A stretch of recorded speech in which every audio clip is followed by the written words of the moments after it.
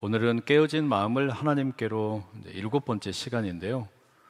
요한복음 5장의 말씀과 시편 73편의 말씀 중심으로 자기 연민이라는 은밀한 감옥, 자기 연민이라는 은밀한 감옥, 이런 제목의 말씀 전하겠습니다. 밖으로 터지지 못한 분노가 안으로 굽어지거나 굳어버리면 어떻게 되는 것일까? 그게 자기 연민입니다. 분노가 뜨거운 불이라면 자기 연민은 차갑고 아주 습한 곰팡이와 같습니다. 분노가 다른 사람을 공격하는 것이라면 자기 연민은 스스로를 천천히 질식시키는 것과 같습니다. 오늘 우리가 나누려고 하는 이 자기 연민은 아주 은밀하고도 또 한편으로는 아주 달콤한 감옥입니다.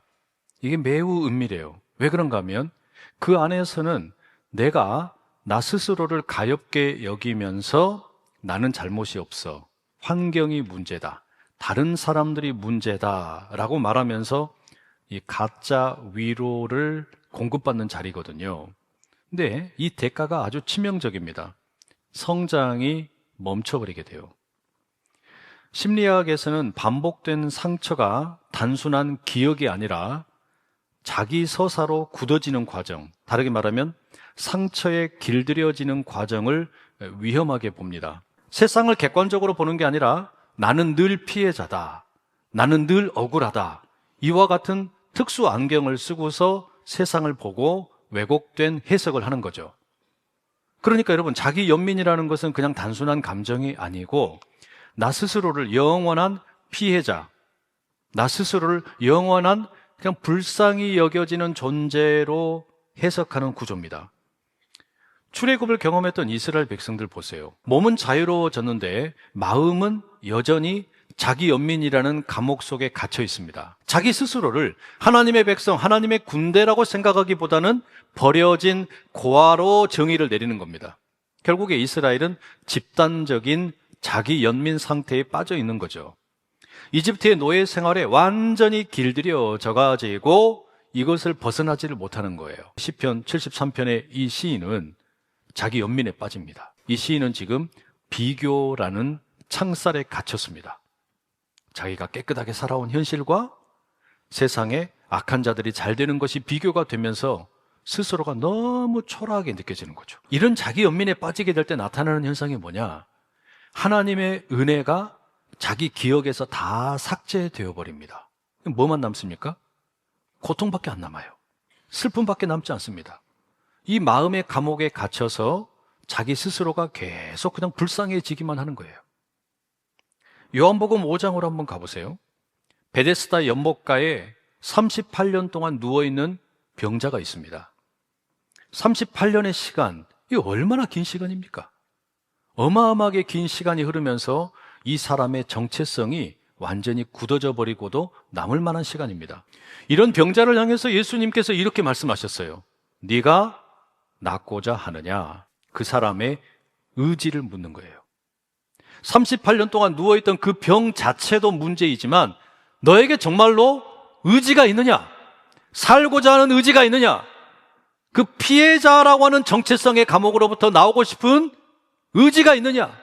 결단이 있느냐?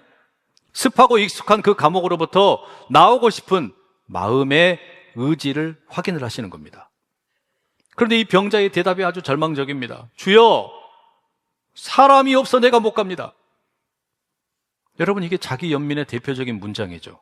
이 치유의 주님을 눈앞에 두고서도 자신의 억울한 피해자 서사만을 낭독하고 있는 겁니다.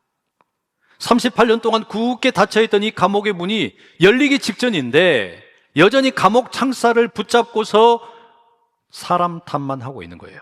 쇼생크 탈출이라는 영화가 있습니다. 이 영화에 브룩스라는 인물이 나옵니다. 동료 재소자였던 레드라는 사람이 브룩스에 대해서 이렇게 말합니다. 브룩스는 미친 게 아니야. 그는 감옥에 길들여졌을 뿐이야. 50년을 이곳에서만 있던 사람이야. 이 안에서 그는 중요한 사람이고 배운 사람이야. 하지만 밖에서는 아무것도 아니야. 신경통에 걸린 쓸모없는 전과자일 뿐이야. 여러분, 자기 연민이 이와 같은 거죠. 상처가 길들여지면요, 자연스럽게 나의 딱딱한 정체성이 되어버립니다. 그러면 사람들이 이 상처를 놓지를 못하게 됩니다. 왜냐? 상처가 곧 나라고 생각을 하는 거예요. 그리고 그 상처가 사람들의 관심을 끈다라고 생각을 하고, 혹시라도 내 삶에 실패가 있을 때, 뭔가 문제가 있을 때 이 상처가 핑곗거리가 되어주기 때문입니다.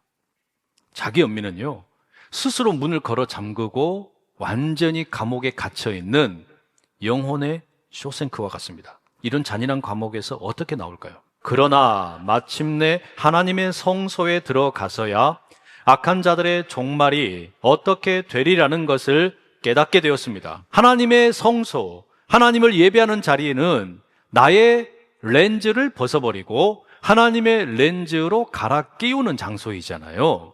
거기서 뭘 깨닫냐? 하늘과 땅 어디에나 주님이 계십니다. 하늘과 땅 어디에서나 하나님이 나의 편이십니다. 이렇게 고백을 하고 있잖아요.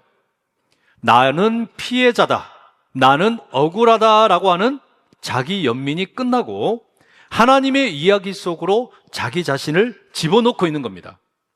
하나님의 성소는 자기 연민의 안개가 걷히고 하나님의 영광이 임하는 자리입니다. 이걸 다르게 좀 표현해 보면 이렇습니다. 우리가 자기 연민, 나만 불쌍해, 나만 억울해, 나만 피해자야, 이런 생각으로부터 벗어나는 유일한 길은 뭐냐? 희망입니다. 희망이 있어야 돼요. 사람은 유한한 존재이잖아요. 사람은 유한한 존재이고, 그렇기 때문에 유한한 것을 가지고서 나에게는 없고 저 사람에게는 있구나, 상대적인 박탈감을 느끼는 거예요. 그것 때문에 내가 너무나 불쌍하고 내 지난날의 헌신이 헛되어 보였던 거 아닙니까? 그런데 예배드리다 보니까 깨달은 게 뭐냐?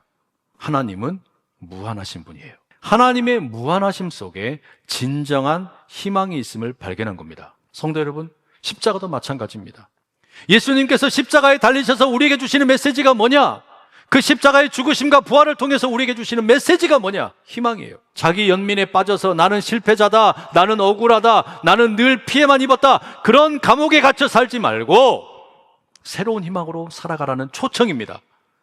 당신은 새로운 희망을 갖게 되었다고, 당신은 새로운 정체성을 갖게 되었다고, 당신은 새로운 인생을 자유롭게 살 수 있게 되었다고 우리 주님이 십자가에서 부르고 계시는 거예요. 그래서 십자가는 우리의 모든 피해자 서사를 멈추게 하는 마침표입니다. 자기 연민은 과거의 사건을 가지고서 나를 정의 내리지만, 십자가의 희망은 하나님의 선언으로 나를 규정하고 있는 겁니다. 오늘 우리 주님께서 저와 여러분에게 물으시는 거예요. 네가 낫고자 하느냐? 과거의 상처도 억울함도 무력감도 이제는 그 낡은 자리에 다 내려놓고 일어나라, 초청하고 계시는 겁니다. 여러분, 우리의 인생의 노트를 한번 펼쳐보세요. 내가 피해자고, 내가 억울하고, 내가 답답하다. 여러분, 그렇게 적어놨던 글귀 지우개로 다 지워버리세요.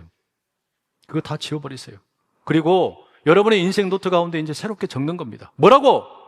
나는 상처의 결과물이 아니다. 하나님의 부르심을 받은 자녀다. 이제 감옥의 문이 열렸으니 피해자로 사는 것이 아니라 자유로운 하나님의 백성으로 살아가는 은혜를 누리실 수 있기를 간절히 축복합니다. 기도하겠습니다.